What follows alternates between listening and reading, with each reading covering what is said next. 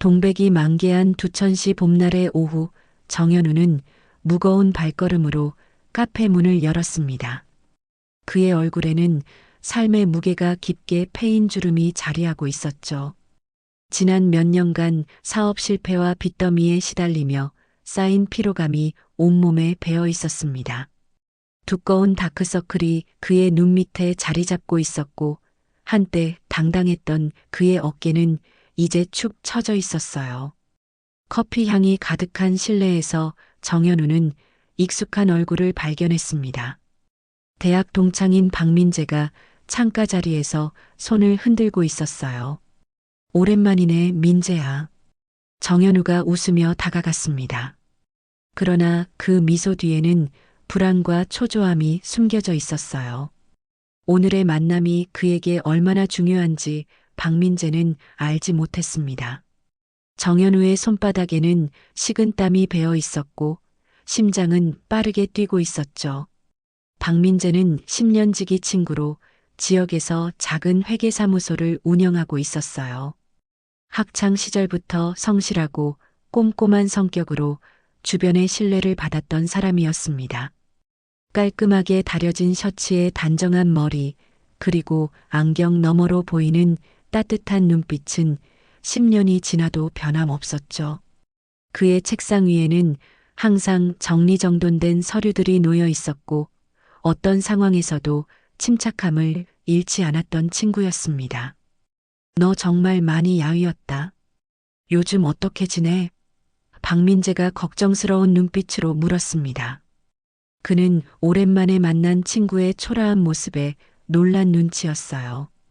학창 시절 항상 자신감 넘치고 활기찬 모습이었던 정현우가 이렇게 초라해 보이는 것이 의아했던 모양이었습니다. 정현우는 잠시 망설이다 한숨을 내쉬었죠. 친구 앞에서 자신의 처지를 드러내는 것이 부끄러웠지만 지금은 체면을 차릴 상황이 아니었습니다. 사실 좀 급한 일이 있어서 만나자고 한 거야. 그의 목소리는 평소보다 낮고 어두웠어요. 자존심이 상하는 순간이었지만 절박한 상황이었습니다. 그때 정현우의 머릿속에는 수많은 생각이 교차하고 있었습니다. 1억 5천만 원에 달하는 대출금 독촉장, 연체된 카드가, 그리고 내일까지 내야 하는 전세 보증금까지. 매일 밤 그는 빚 독촉 전화에 시달렸고 하루하루가 지옥 같았어요. 은행에서는 더 이상의 대출을 거부했고 금융기관의 문턱은 점점 높아져만 갔습니다. 어제는 결국 집주인에게 사정해 전세금 납부를 일주일 미뤘지만 그것도 한시적인 해결책에 불과했죠. 그는 막다른 골목에 몰린 상태였어요. 내 여동생 남편이 사업을 하는데 요즘 상황이 안 좋아서. 정현우는 입술을 깨물며 거짓말을 시작했습니다. 말을 하는 동안 그의 손은 테이블 아래에서 미세하게 떨리고 있었어요. 급전이 필요한 상황이야. 3천만 원만 빌려주면 3부 이자를 주고 2주만 쓰고 바로 갚을게. 말을 내뱉는 순간 정현우의 가슴 한편에서는 양심의 가책이 밀려왔어요. 사실 그에게는 여동생도 없었고 당연히 사업하는 여동생 남편도 없었습니다. 완전한 거짓말이었죠. 그의 심장은 더욱 빠르게 뛰기 시작했고 얼굴이 달아오르는 것만 같았습니다. 자신이 뱉은 거짓말이 쌓여 그를 숨막히게 했어요. 하지만 생존을 위해 또 다른 빚을 갚기 위해 그는 거짓말을 선택했습니다. 이건 일시적인 거야. 곧 상황이 나아지면 반드시 갚을 거야. 라고 스스로를 위로했지만 마음 한구석에서는 이미 그것이 불가능하다는 것을 알고 있었어요. 박민재는 잠시 생각에 잠겼습니다. 그의 눈에는 경계와 걱정이 교차했어요. 10년 지기 친구의 부탁이라 거절하기 어려웠을 테고 게다가 높은 이자까지 약속하니 나쁜 제안처럼 보이지 않았을 겁니다.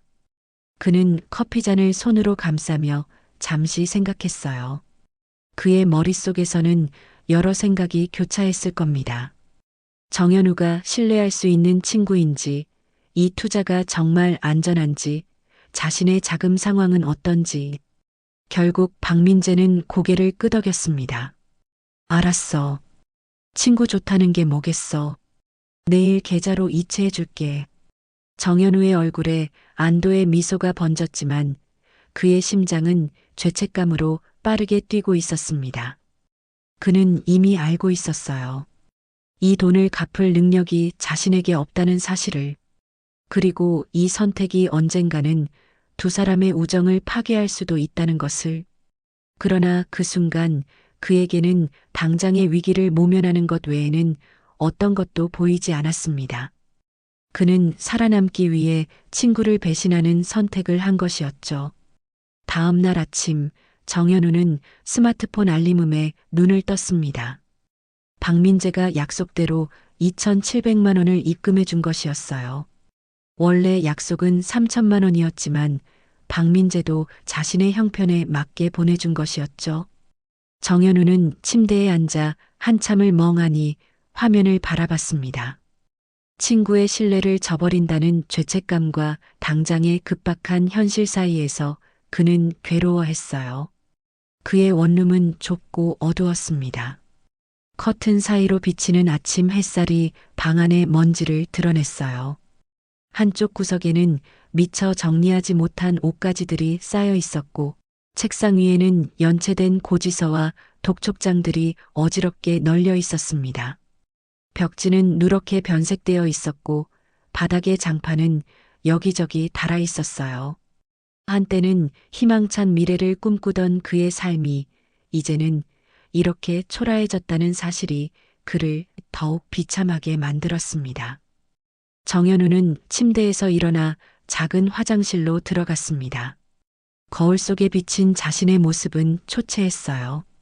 며칠째 제대로 자지 못한 탓에 눈은 충혈되어 있었고 수염은 덥수룩하게 자라 있었습니다.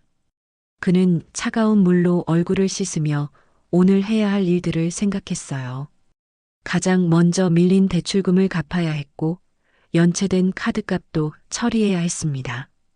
그리고 전세 보증금도 마련해야 했죠. 이것도 다 살기 위해서야. 정현우는 중얼거리며 자신을 합리화했습니다. 하지만 그런 위안도 잠시뿐, 거짓말에 대한 죄책감은 여전히 그의 마음을 무겁게 짓눌렀어요. 그는 깊은 한숨을 내쉬었습니다. 이제 와서 후회해도 소용없었어요. 그저 앞으로 어떻게든 상황이 나아져서 박민재에게 돈을 갚을 수 있기를 바랄 뿐이었습니다. 그날 오후 정현우는 은행을 돌아다니며 연체된 대출금 일부를 갚았어요. 신용카드 연체료도 처리하고 몇 달째 밀린 월세도 냈습니다. 은행 직원들은 그를 보며 의아한 표정을 지었지만 정현우는 그저 묵묵히 업무를 처리했죠. 이번 달 연체이자까지 모두 정산되었습니다. 은행 직원의 말에 정현우는 조금이나마 안도했어요. 하지만 그것도 잠시뿐. 여전히 남아있는 빚더미를 생각하니 가슴이 답답했습니다. 돈을 쓰면서도 그의 마음은 무거웠어요. 2주 후에 어떻게 박민재에게 돈을 갚지? 라는 생각이 머릿속을 떠나지 않았습니다.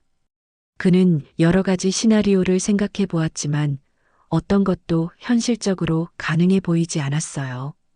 대출금 독촉은 잠시 멈추겠지만 그것도 잠시일 뿐이었습니다.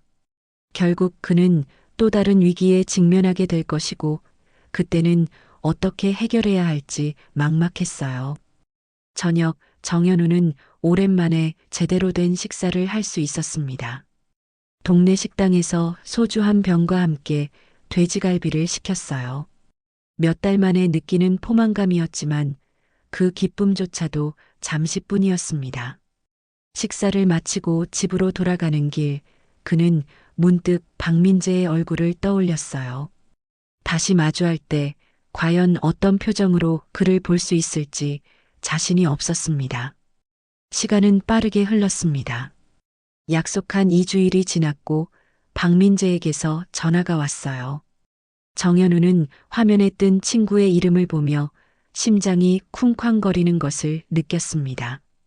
몇 번의 깊은 숨을 내쉰 후에야 그는 전화를 받을 수 있었어요.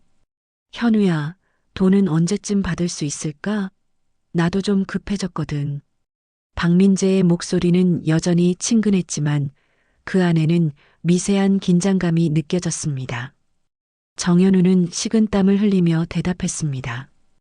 미안해, 여동생 남편 사업이 생각보다 잘 안 풀려서 조금만 더 시간을 줄래? 그의 목소리는 떨리고 있었고 거짓말을 하는 동안 그의 가슴은 더욱 아팠어요. 거짓말은 또 다른 거짓말을 낳았어요. 한 번의 거짓말은 이제 더 많은 거짓말을 필요로 했고 정현우는 점점 더 깊은 수렁에 빠져들고 있었습니다. 그의 목소리에서 떨림을 감지했는지 박민재의 대답에는 의심의 기색이 묻어났어요. 알았어. 하지만 다음 주까지는 꼭 부탁할게. 한 달, 두 달. 시간이 흐를수록 박민재의 목소리는 점점 더 차가워졌습니다. 신뢰는 서서히 균열되기 시작했죠.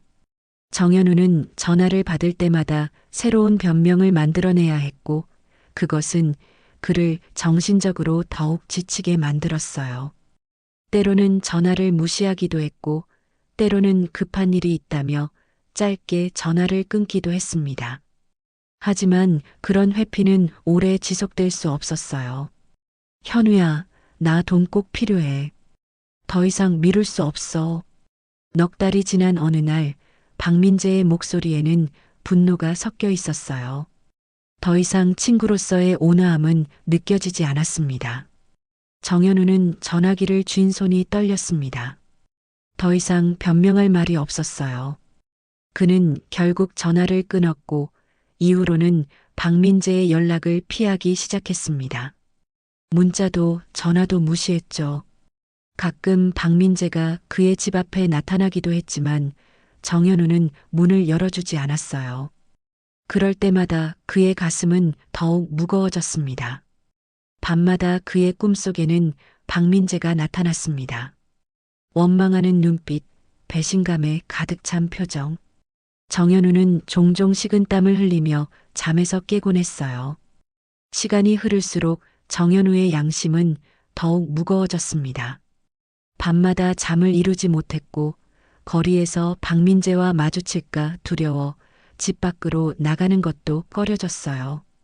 한때 가깝게 지냈던 친구에게 저지른 일이 그를 천천히 갉아먹고 있었습니다. 1년이 흘렀습니다. 정현우는 그 사이 소액 대출을 받아 작은 편의점을 차렸어요. 겨우 생계를 유지할 정도였지만 안정된 수입원이 생겼다는 사실에 안도했습니다. 낡은 상가 건물 1층에 위치한 그의 편의점은 크지 않았지만 적어도 당장의 생계는 해결해 주었죠.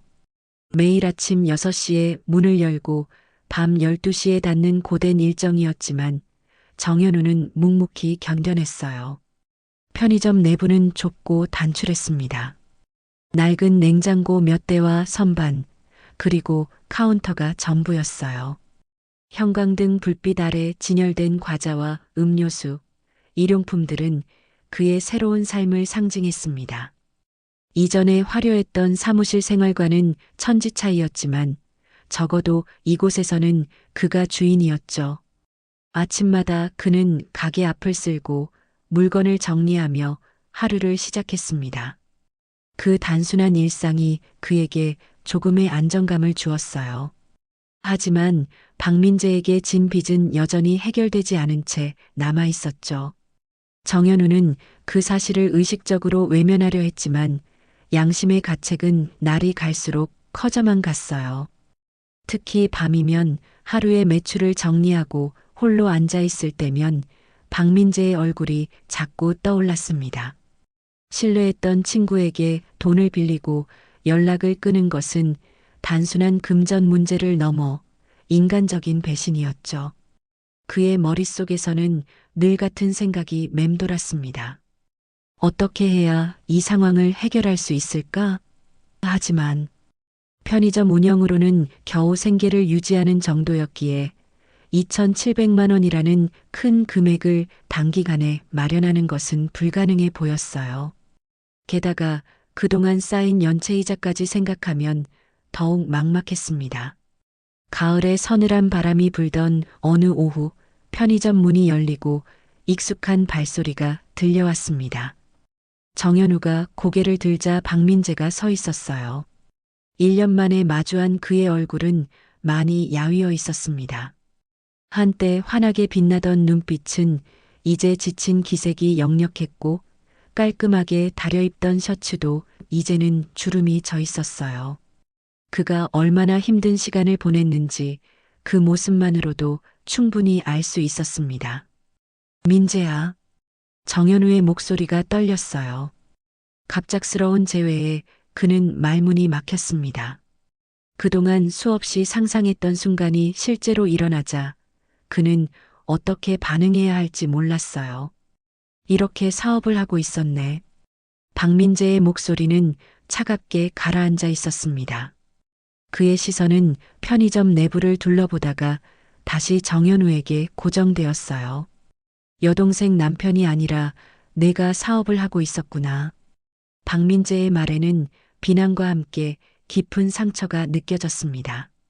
그의 눈에는 배신감이 가득했고 입술은 미세하게 떨리고 있었어요. 한때 가까웠던 친구의 모습은 찾아볼 수 없었죠. 정현우는 말문이 막혔어요. 변명할 말이 없었습니다. 그저 고개를 숙일 뿐이었죠. 그의 머릿속에서는 수많은 생각이 교차했지만 어떤 말도 이 상황을 해결할 수 없다는 것을 알았어요. 그는 카운터 뒤에서 나와 박민재 앞에 섰습니다. 그의 다리는 아직도 떨리고 있었어요. 현우야, 나 그 돈이 정말 필요해. 내 사무실이 어려워져서 문을 닫게 생겼어. 그런데 내가 빌려간 돈을 갚지 않으니. 박민재의 목소리가 흔들렸습니다. 그의 눈에는 분노보다는 실망과 상처가 더 깊게 묻어 있었어요. 나도 그동안 여러 번 너에게 연락했잖아.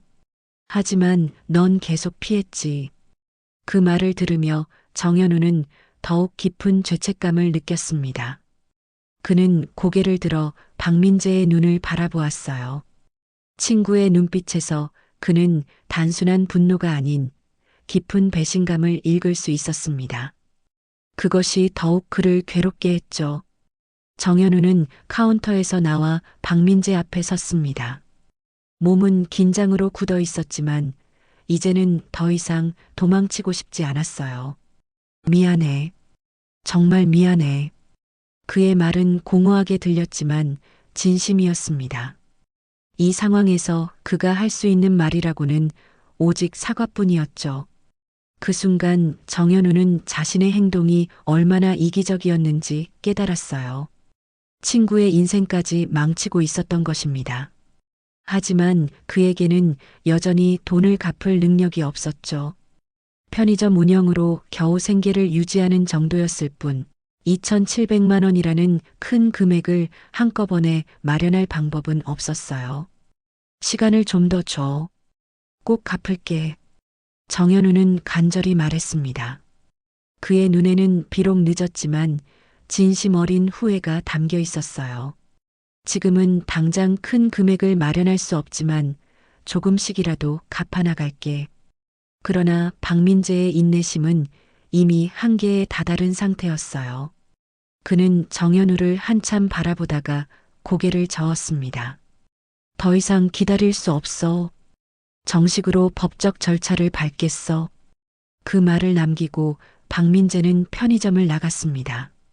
문이 닫히는 소리가 정현우의 가슴을 찔렀어요. 그는 잠시 멍하니 서 있다가 카운터 뒤로 주저앉았습니다. 현실이 그를 덮쳐왔죠. 법적 절차라는 것은 결국 자신이 사기죄로 고소당할 것이라는 의미였어요. 그는 얼굴을 두 손으로 감싸고 깊은 한숨을 내쉬었습니다. 편의점 밖으로는 사람들이 분주히 오가고 있었지만 정현우에게는 그 모든 것이 멀게만 느껴졌습니다. 그는 자신이 만든 깊은 수렁에 홀로 갇혀 있었어요. 창밖으로 떨어지는 낙엽들이 마치 그의 무너진 인생처럼 보였습니다. 그날 밤 정현우는 어두운 방에 홀로 앉아 지난 시간을 되돌아보았습니다. 처음에는 단지 급한 상황을 모면하기 위한 일시적인 거짓말이었는데 이제는 자신의 인생을 완전히 뒤바꿔 놓을 범죄가 되어버렸어요. 창밖으로 보이는 도시의 불빛들이 그의 눈물에 번져 흐려졌습니다. 정현우는 눈물을 흘리며 밤을 지새웠습니다. 2달 뒤 정현우는 경찰서 조사실에 앉아 있었습니다.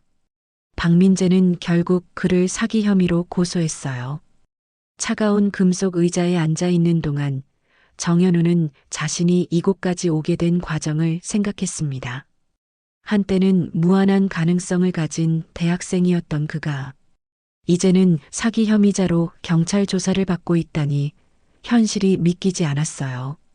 대학 시절에 그는 야망이 넘쳤고 친구들 사이에서 늘 아이디어맨으로 불렸습니다. 그가 상상했던 자신의 미래에는 이런 모습이 없었죠. 조사실의 형광등 빛은 냉정하게 그의 얼굴을 비추고 있었습니다. 벽시계의 초침 소리가 유난히 크게 들리는 가운데 정현우는 자신의 심장 박동이 점점 빨라지는 것을 느꼈어요. 벽에는 몇 장의 포스터만이 덩그러니 붙어 있었고 창문 너머로는 흐린 하늘이 보였습니다. 이 작은 공간에 갇혀 있다는 사실만으로도 숨이 막혔어요. 마주 앉은 경찰관은 30대 중반쯤 되어 보이는 남성이었습니다. 그는 차분하게 사건의 경위를 물었고 정현우는 모든 것을 솔직하게 털어놓았습니다. 거짓된 사업 투자 이야기, 갚을 능력이 없음에도 돈을 빌린 사실, 그리고 계속된 회피까지. 말을 하는 동안 그의 목소리는 점점 작아졌고 때로는 떨렸어요. 처음부터 사기 목적으로 돈을 요구한 건가요? 경찰관이 물었습니다. 그의 목소리에는 특별한 감정이 실려 있지 않았지만 그 질문은 정현우의 마음을 더욱 무겁게 만들었어요. 정현우는 고개를 저었어요. 아니요. 처음에는 정말 갚을 생각이었습니다. 하지만 상황이 계속 나빠져서 그의 목소리는 점점 작아졌습니다. 설명하면 할수록 자신의 행동이 변명의 여지 없는 사기라는 것을 더욱 명확히 느꼈어요. 그의 말은 변명처럼 들렸습니다. 사기 범죄의 성립 요건은 처음부터 갚을 의사나 능력이 없었는지가 관건이었죠. 그리고 정현우는 자신이 돈을 빌릴 당시 이미 1억 5천만 원이 넘는 채무가 있었기에 갚을 능력이 없었다는 사실을 부정할 수 없었어요. 경찰관은 펜을 들어 메모를 하며 계속해서 질문했습니다. 돈을 빌릴 당시 얼마나 많은 채무가 있었나요? 정현우는 침을 삼키며 대답했어요. 약 1억 5천만 원 정도였습니다. 그 말을 하는 순간 그는 자신의 상황이 얼마나 절망적이었는지 다시 한번 실감했습니다.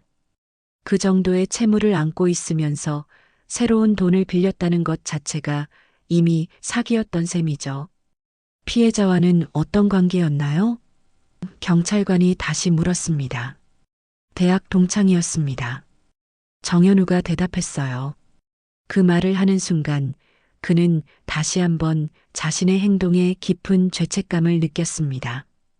오랜 친구의 신뢰를 이용해 돈을 빌리고 갚지 않은 것은 단순한 사기를 넘어선 인간적인 배신이었으니까요. 그는 박민재의 얼굴을 떠올렸습니다. 처음 만났던 대학 시절, 함께 밤새워 공부하던 시간들, 졸업 후에도 꾸준히 연락하며 지냈던 그 우정이 이제는 돌이킬 수 없이 깨져버렸다는 사실이 그를 더욱 괴롭게 했어요. 조사는 3시간 동안 이어졌습니다. 경찰관은 꼼꼼하게 모든 사항을 기록했고 정현우의 진술을 녹음했어요. 그는 심장이 터질 것만 같았지만 최대한 침착하게 질문에 답했습니다. 정현우는 질문에 성실히 답했고 자신의 잘못을 인정했어요. 마지막으로 경찰관은 그에게 조서를 확인하고 서명할 것을 요청했습니다. 정현우는 떨리는 손으로 펜을 들어 자신의 이름을 적었어요. 이후 진행 절차는 어떻게 되나요? 정현우가 조심스럽게 물었습니다. 경찰관은 담담하게 대답했어요. 조사 결과를 바탕으로 검찰에 송치될 겁니다. 그 후 검찰에서 기소 여부를 결정하게 되죠. 그의 말에는 어떤 개인적인 판단도 담겨 있지 않았지만 정현우는 그 말이 의미하는 바를 충분히 이해했습니다.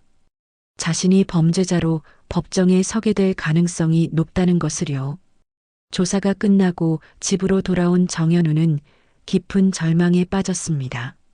편의점 운영도 제대로 되지 않아 문을 닫을 위기에 처했고 법적 처벌까지 기다리고 있었죠.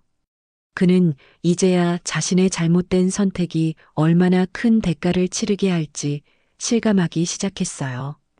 방 한가운데 서서 정현우는 주위를 둘러보았습니다.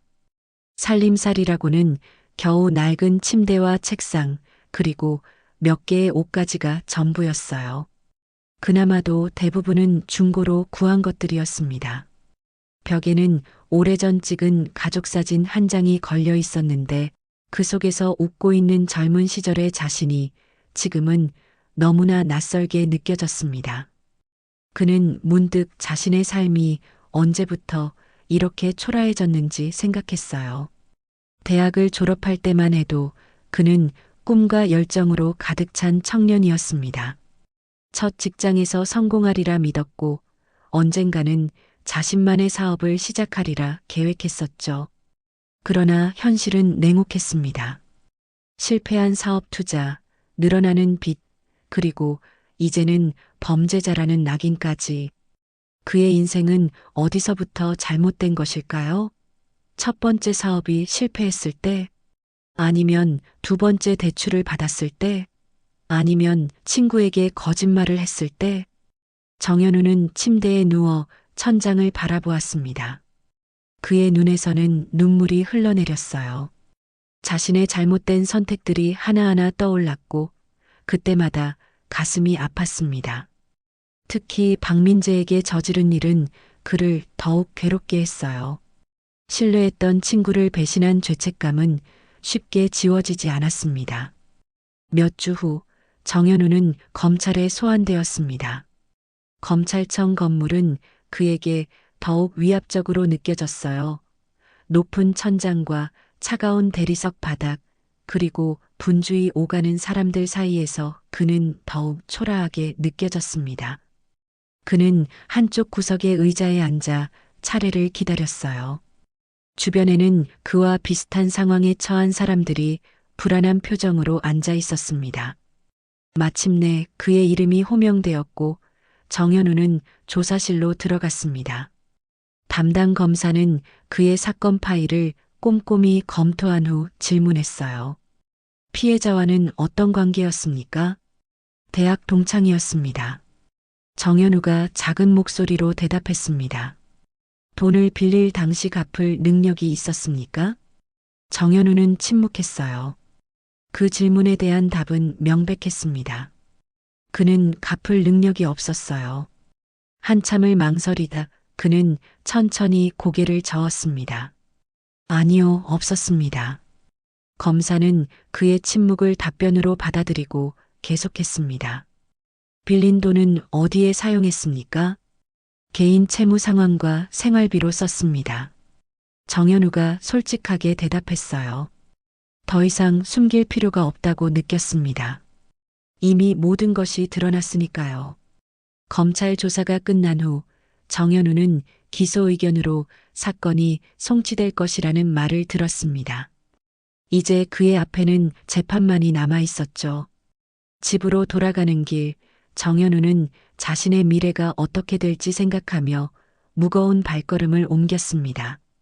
하늘은 어두운 구름으로 가득했고 곧 비가 내릴 것 같았어요. 마치 그의 인생처럼 말이죠. 버스 안에서 창밖을 바라보며 정현우는 자신의 미래에 대해 생각했습니다. 최악의 경우 그는 실형을 선고받을 수도 있었어요. 감옥에 가는 것만 상상해도 그의 가슴은 조여왔습니다. 하지만 어쩌면 그것이 자신의 잘못에 대한 마땅한 대가일 수도 있다는 생각이 들었어요. 정현우는 깊은 한숨을 내쉬었습니다. 이제 그에게 남은 것은 재판을 기다리는 것뿐이었어요. 이듬해 가을, 정현우는 법정에 섰습니다.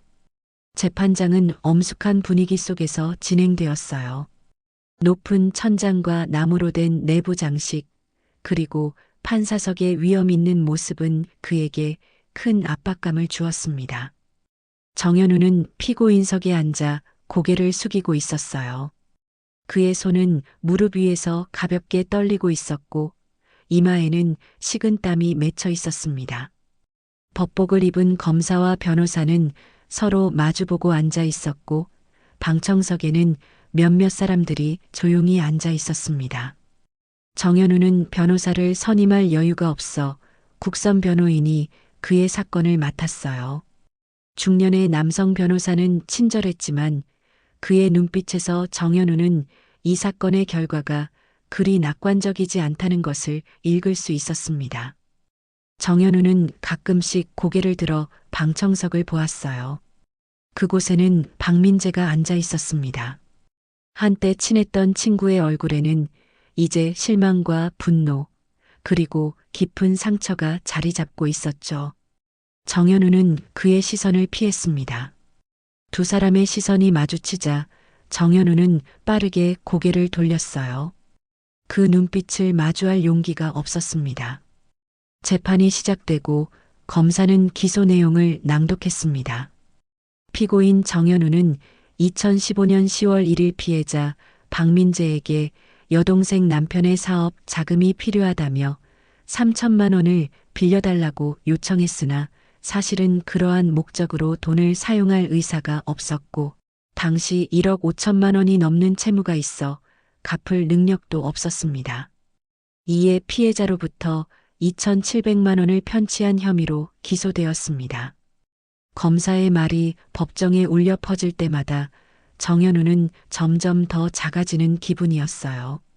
그것은 모두 사실이었고 그는 부정할 수 없었습니다.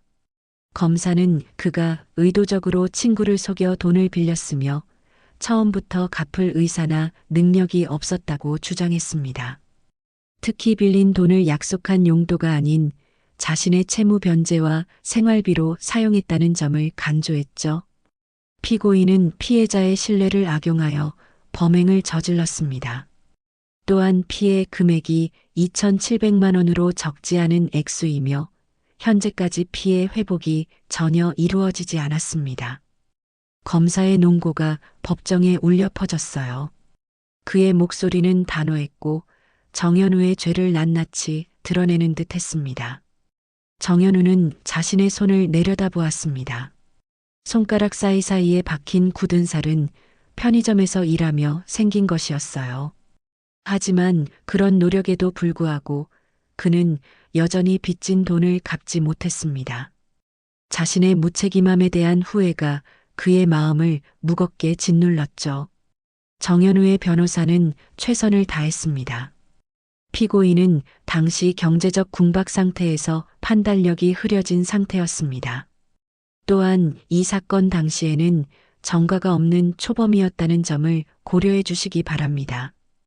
변호사의 목소리는 차분했지만 그의 주장이 얼마나 설득력을 가질지는 의문이었어요.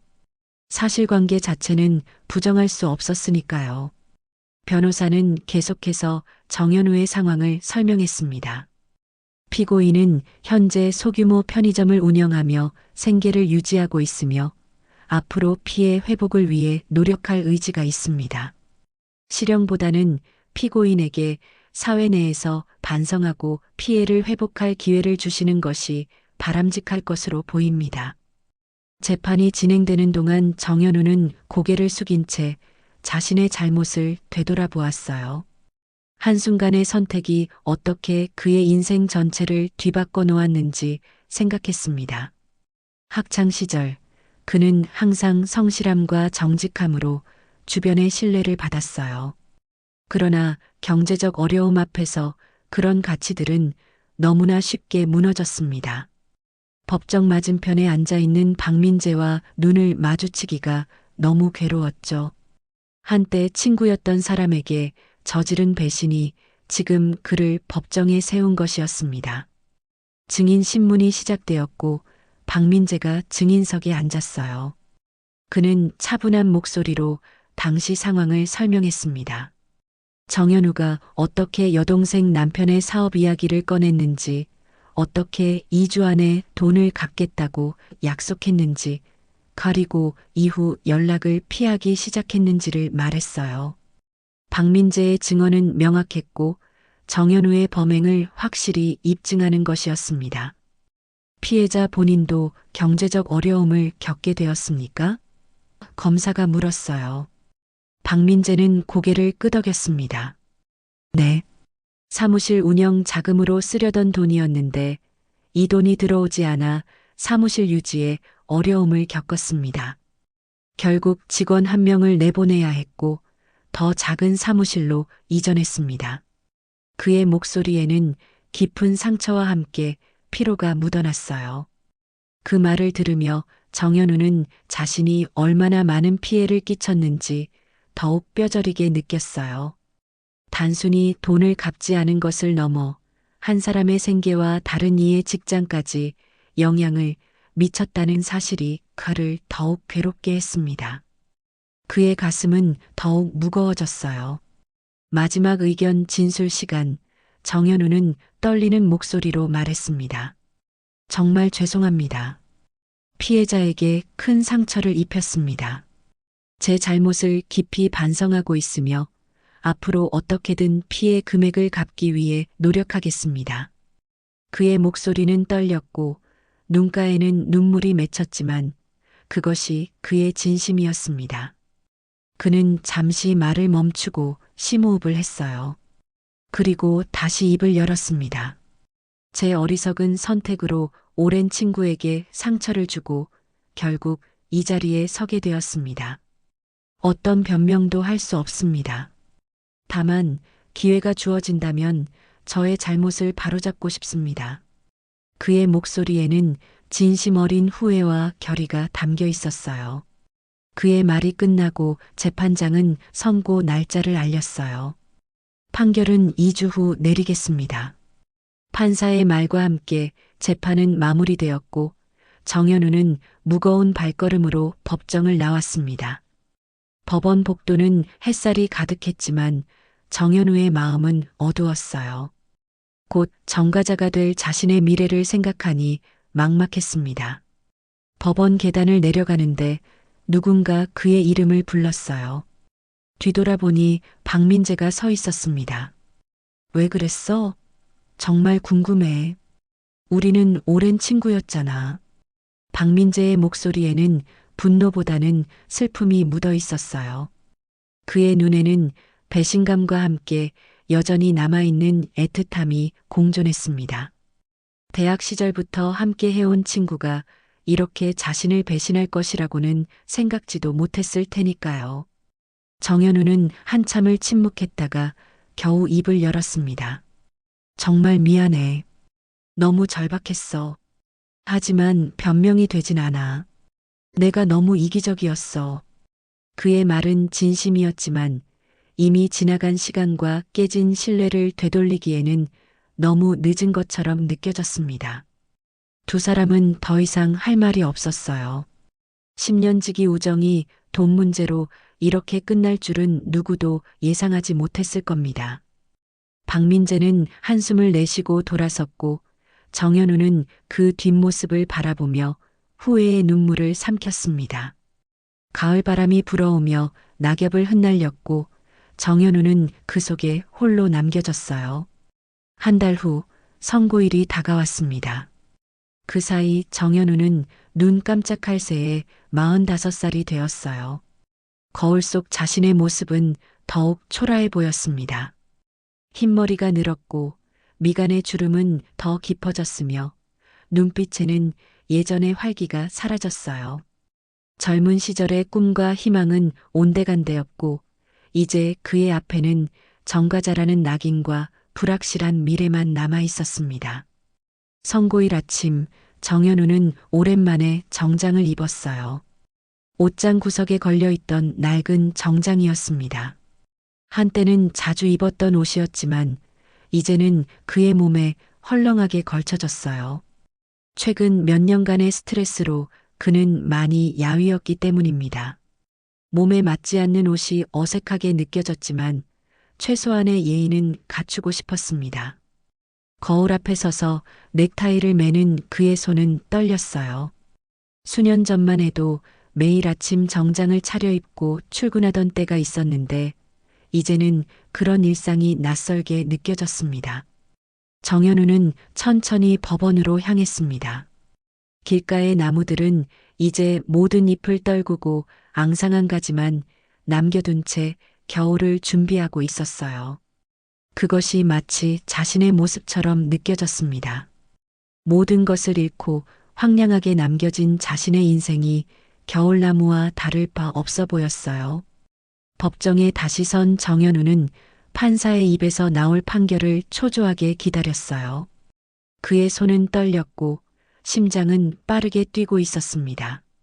실형을 선고받으면 어쩌나 하는 두려움이 그를 짓눌렀죠. 지금까지의 삶도 힘들었지만 교도소에 가게 된다면 그나마 유지하고 있던 작은 편의점마저 잃게 될 것이었어요. 법정 안은 정막이 흘렀고 판사의 입이 열렸습니다. 피고인을 징역 6개월에 처한다. 다만 이 판결 확정일부터 2년간 위형의 집행을 유예한다. 피고인에게 40시간의 사회봉사를 명한다. 정현우는 안도의 한숨을 내쉬었습니다. 실형은 면했지만 그래도 전과자가 된 것은 변함없는 현실이었어요. 그의 어깨에서는 긴장이 조금 풀렸지만 마음은 여전히 무거웠습니다. 판사는 판결문을 낭독했습니다. 피고인은 처음부터 갚을 의사나 능력 없이 피해자를 기망하여 재산상 이익을 취했습니다. 피해 금액이 적지 않음에도 피해 회복이 전혀 이루어지지 않았습니다. 다만 이 사건 범행 당시 아무런 범죄 전력 없는 초범이었던 점을 고려하여 집행유예를 선고합니다. 정현우는 판사의 말을 하나하나 새겨들었습니다. 그의 죄가 명확하게 언급되었지만 초범이라는 점이 고려되어 실형을 면한 것이었어요. 그는 깊은 감사함을 느꼈습니다. 비록 자신이 잘못한 일이었지만 다시 시작할 기회를 얻은 것이니까요. 하지만 동시에 그는 자신의 행동에 대한 책임을 더욱 무겁게 느꼈습니다. 법정을 나오는 정현우의 마음은 복잡했어요. 한편으로는 실형을 면했다는 안도감이 있었지만 다른 한편으로는 친구를 배신하고 범죄자가 되었다는 자괴감이 엄습했습니다. 법원 밖으로 나오니 햇살이 따사로웠어요. 가을의 마지막 온기가 느껴지는 날이었습니다. 하지만 그 따스함조차도 그의 차가운 마음을 녹이지는 못했어요. 집으로 돌아온 정현우는 거실 소파에 앉아 멍하니 창밖을 바라보았어요. 6개월의 징역형에 집행유예 2년, 그리고 40시간의 사회봉사. 이것이 그의 잘못에 대한 법적 대가였습니다. 하지만 그가 알고 있는 것은 진정한 대가는 이보다 훨씬 크다는 사실이었죠. 신뢰를 잃고 친구를 잃고 자존감을 잃었어요. 창밖으로는 아파트 단지의 놀이터가 보였습니다. 아이들이 뛰어놀고 엄마들이 벤치에 앉아 대화를 나누는 모습은 평화로워 보였어요. 정현우는 문득 자신도 한때 저런 평범한 일상을 꿈꿨다는 것을 떠올렸습니다. 결혼해서 아이를 키우고 안정된 직장에 다니며 친구들과 주말에 만나 맥주 한잔 하는 그런 평범한 행복 말이에요. 하지만 그의 삶은 어느 순간부터 빚의 수렁에 빠져들었고 이제는 전과자가 되었습니다. 정현우는 책상 서랍에서 오래된 대학 앨범을 꺼내 페이지를 넘겼습니다. 그와 박민재가 함께 찍은 사진이 있었어요. 대학 축제 때의 사진이었는데 두 사람 모두 환하게 웃고 있었습니다. 정현우는 그 사진을 오랫동안 바라보았어요. 그 시절의 순수함과 열정, 그리고 우정이 담긴 사진이었습니다. 하지만 이제 그런 시간들은 모두 지나가 버렸죠. 그는 앨범을 덮고 깊은 생각에 잠겼어요. 이제 무엇을 해야 할지, 어디서부터 다시 시작해야 할지 막막했습니다. 정현우는 창가로 다가가 하늘을 올려다보았습니다. 저녁이 되어가며 하늘은 점점 어두워지고 있었어요. 그는 깊은 한숨을 내쉬었습니다. 이제부터가 진짜 시작이라는 생각이 들었어요. 법정에서의 판결은 끝이 아니라 새로운 시작점이었습니다. 그는 이제 자신의 잘못을 조금이나마 바로잡고 새로운 삶을 살아가야 했어요. 밤이 깊어갔지만 정현우는 잠을 이루지 못했어요. 그는 창가에 서서 밤하늘을 바라보았습니다. 드문드문 보이는 별들 사이로 그의 생각은 계속 흘러갔어요. 40시간의 사회봉사, 집행유예 2년, 그리고 언젠가는 갚아야 할 2,700만 원의 빚. 그의 앞에는 긴 여정이 놓여 있었습니다. 정현우는 침대에 누워 천장을 바라보았어요. 오늘부터 그는 전과자였습니다. 그 사실만으로도 가슴이 무거웠지만 그는 이제 과거의 실수를 딛고 앞으로 나아가야 한다는 것을 알았어요. 어떻게든 박민재에게 빚진 돈을 갚고 자신의 인생을 바로잡아야 했습니다. 그날 밤 정현우는 오랜만에 마음의 결정을 내렸어요. 어떻게든 박민재에게 돈을 갚아야 한다는 것이었습니다. 비록 오래 걸리더라도 조금씩이라도 갚아나가야 한다고 생각했어요. 그것이 자신의 양심을 조금이나마 되찾는 유일한 방법이라고 생각했죠. 그는 편의점 운영을 더 열심히 하고 필요하다면 야간 아르바이트도 찾아보기로 했습니다. 어떻게든 돈을 모아 박민재에게 진 빚을 갚기 위해서였어요.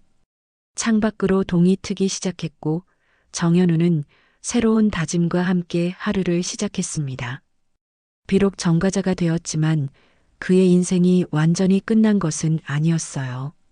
아직 그에게는 자신의 잘못을 조금이나마 바로잡을 기회가 남아 있었습니다. 그는 그 기회를 놓치지 않기로 마음먹었어요. 어느덧 봄이 다시 찾아왔습니다. 정현우는 집행유예 판결 이후 자신의 삶을 재정비하기 시작했어요. 낮에는 택배 배달 일을 하고 밤에는 편의점 아르바이트를 했습니다. 빠듯한 일정이었지만 그는 조금씩 돈을 모으고 있었어요. 박민재에게 갚기 위한 돈이었습니다. 아침 6시 정현우의 하루는 시작되었습니다.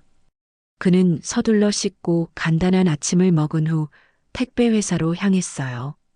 오전 7시부터 오후 4시까지 택배 배달을 하고 잠시 쉬었다가 저녁 6시부터 밤 12시까지 편의점에서 일했습니다.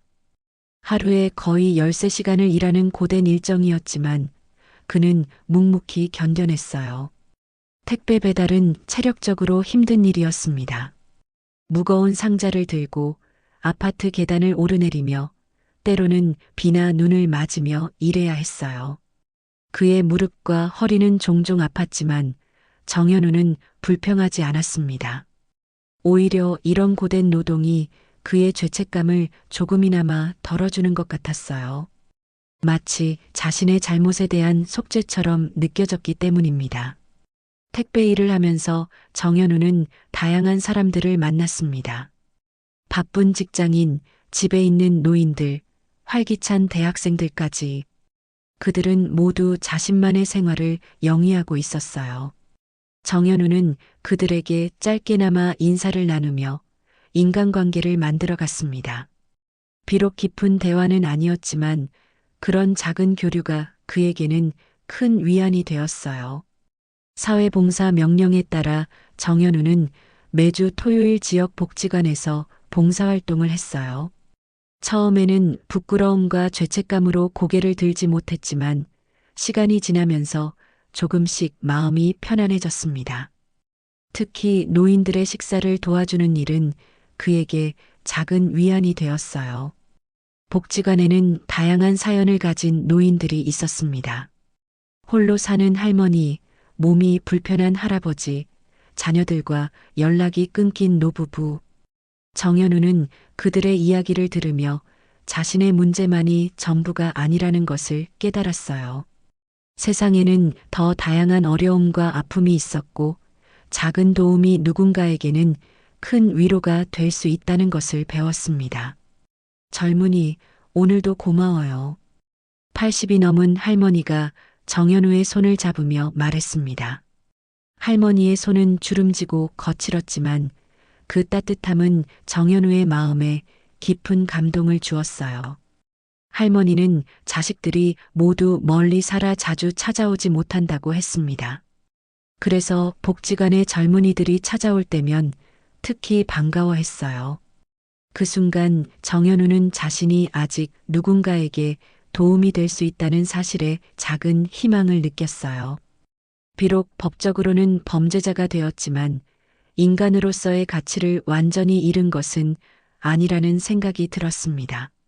그는 복지관에서의 봉사를 단순한 법적 의무가 아닌 자신의 삶의 일부로 받아들이기 시작했어요.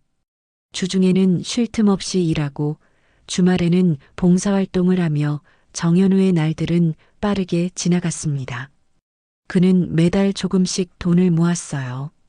식비를 아끼고 불필요한 지출을 최대한 줄이며 살았습니다.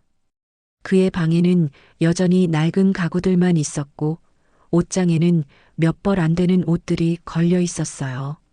하지만 그는 이런 생활에 불평하지 않았습니다. 오히려 단순해진 삶이 그에게 어떤 평온함을 가져다 주는 것 같았어요. 6개월이 지났을 때 정연우는 500만 원을 모았어요. 박민재에게 갚아야 할 2,700만 원의 5분의 1도 안 되는 금액이었지만 그래도 시작이었습니다. 그는 용기를 내어 박민재의 사무실을 찾아갔어요. 사무실 주소를 찾는 것은 쉽지 않았습니다. 박민재가 말했듯이 그는 이전보다 더 작은 사무실로 이전한 상태였어요. 정연우는 주소를 확인하고 여러 번 주변을 맴돌았습니다. 막상 사무실 앞에 서니 발걸음이 떨어지지 않았어요. 박민재를 다시 만난다는 것은 그에게 큰 용기가 필요한 일이었습니다. 그는 깊은 숨을 들이마시고 천천히 문을 두드렸습니다. 가슴은 터질 듯이 뛰고 있었어요. 문 너머에서 익숙한 발소리가 들려왔고 잠시 후 문이 열렸습니다. 박민재의 표정은 정연우를 보자 놀라움으로 가득 찼어요. 아마도 그가 다시 나타날 것이라고는 생각하지 못했을 테니까요. 마침내 결심을 하고 사무실 문을 열자 박민재가 책상에 앉아 있었습니다. 그는 정연우를 보고 놀란 표정을 지었어요. 잠시 정적이 흘렀고 두 사람은 서로를 바라보았습니다. 민재야, 전부는 아니지만 이거라도 먼저 갚으러 왔어.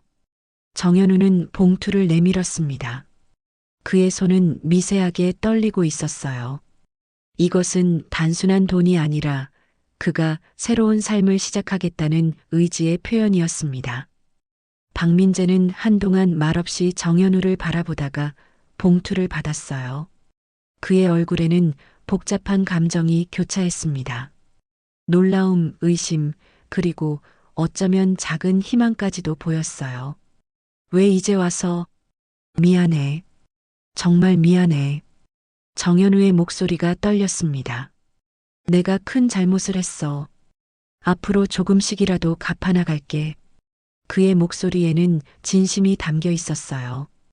이것은 단순한 빚갚기를 넘어 깨진 신뢰를 조금이나마 회복하려는 노력이었습니다.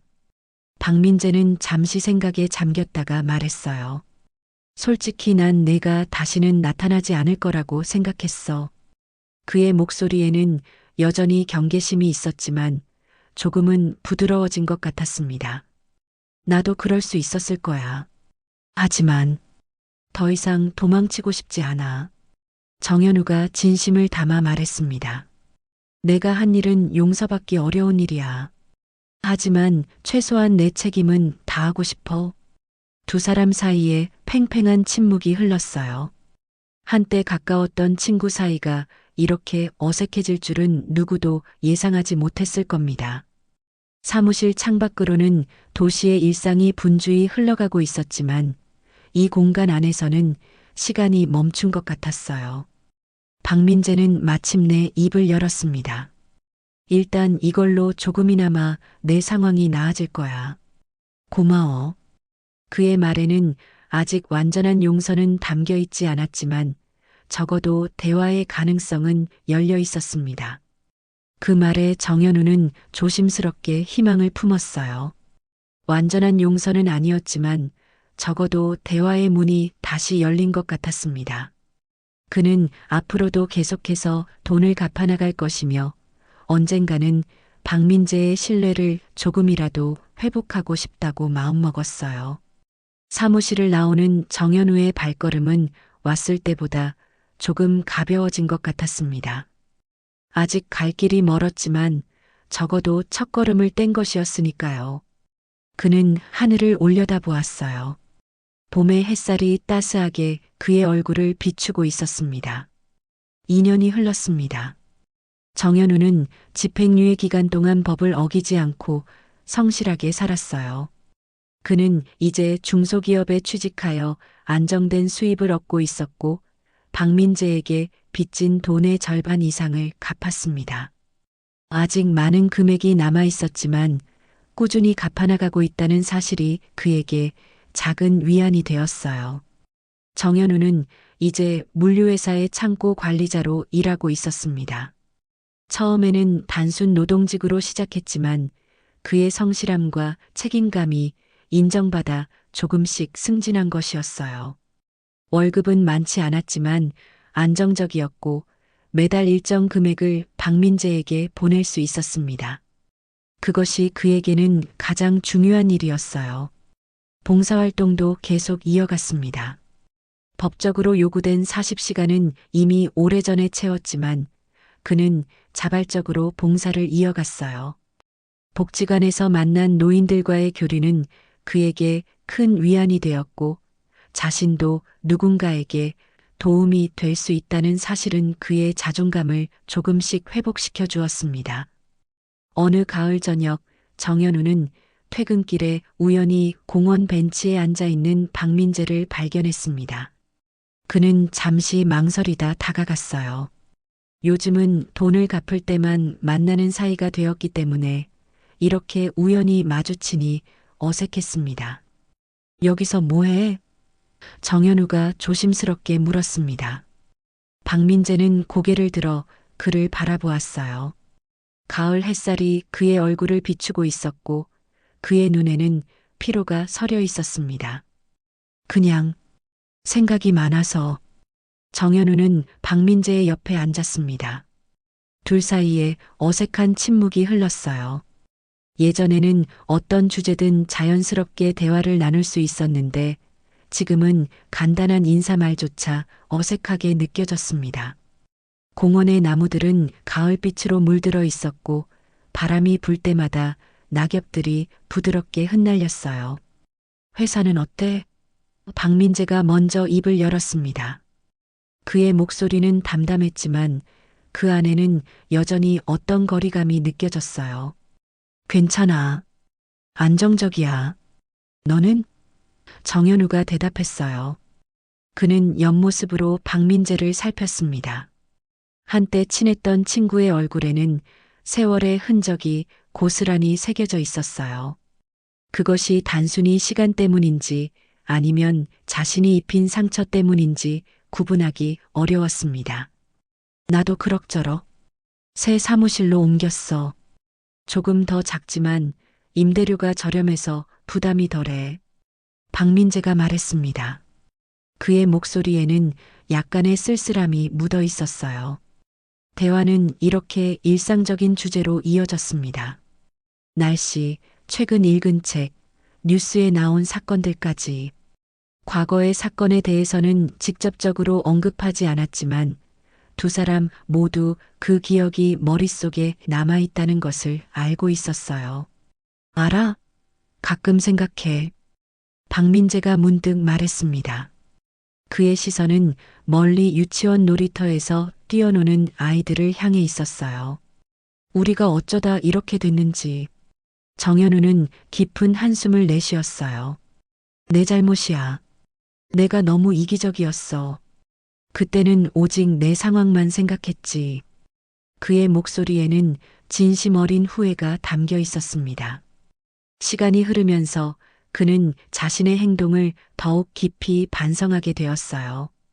가을바람이 두 사람 사이로 불어왔습니다. 나뭇잎들이 바스락거리는 소리가 잠시 침묵을 메웠어요. 박민재는 하늘을 바라보며 천천히 말을 이었습니다. 난 내가 법정에서 실형을 받았으면 좋겠다고 생각했었어. 그만큼 화가 났었거든. 그의 목소리는 담담했습니다. 하지만 지금은 그런 마음이 많이 사그라들었어. 정현우는 박민재의 말에 놀랐어요. 그동안 박민재가 자신을 얼마나 원망했을지 상상하면서도 이렇게 솔직한 대화를 나눌 수 있을 거라곤 생각하지 못했습니다. 정말?